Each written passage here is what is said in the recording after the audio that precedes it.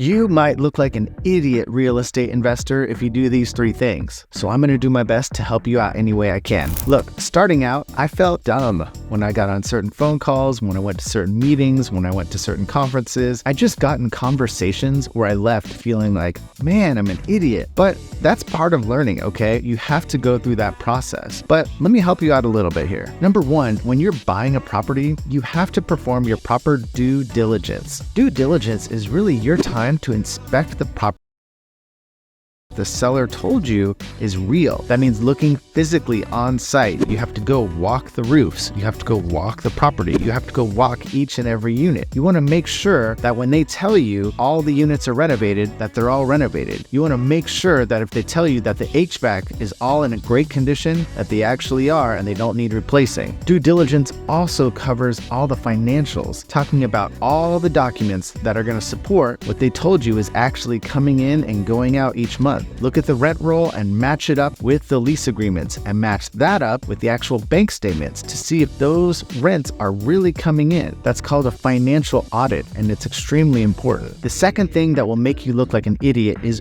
overestimating the rents that you're going to be able to achieve in the future, and also underestimating how much your expenses are going to be. You see, the name of the game in commercial real estate, like these apartments behind me, is optimizing your income. That means decreasing and streamlining your expenses and increasing your revenue as much as possible. So if either of those are overestimated, then all of a sudden you have less income and all of a sudden you have more expenses, which hurts your valuation and your net income on the property. So get realistic numbers. Walk all the rental comps around your property. Try and inspect them and see if you can get an apartment there and how much it costs there. Talk to brokers in the area and see who thinks that the rents are going to go up to a certain number over the coming years. And figure out where you are in the submarket and see if that's a part of town that's going to be growing over the coming years. And don't forget, in those expenses are taxes and insurance. So have a professional look over them for you so you have real numbers when you're looking to buy your property. And the third thing that will make you look like an idiot is not having the right property management on site. There are a lot of property managers, and there's probably one in your area that's going to try to sell you that they can manage your building. So what can you do? You can go and look at the other properties they are managing. You can see if it's the same type of tenant profile. You can see if it's the same type of property, the same interiors. You can go and secret shop them. Go and pretend to be a renter, talk to whatever leasing agent you see on site that day, and see how it feels to be a tenant. Because at the end of the day, we're there to serve our tenants. And if you choose the wrong property manager, your tenants aren't going to feel served and they're not going to feel happy living there, which is going to increase your turnover, which is going to decrease your overall income. Make sure you ask for referrals. Make sure you see which of your friends are using which property managers, and make sure you talk to lenders and brokers in the area to see who they recommend, because this is going to be a giant part of your business plan, is having the right property management in place. So overlooking that or just going with the first manager you find might hurt your business. And as a fourth bonus tip, so you don't look like an idiot, you really have to know your terms. You have to know the lingo. You have to get to know the vocabulary to speak in that investment class. If you ever want to get some help on that and you're just not sure how cap rates work, or what an IRR is, or what an exit cap rate is, or what fair market rent is, go to my website, amitycashflow.com/contact, and you can schedule a call with me and we can talk about things that you might not know and get you in a better spot to be investing. My name's Chris Collins. We'll talk to you more tomorrow about investing so you don't look like an idiot.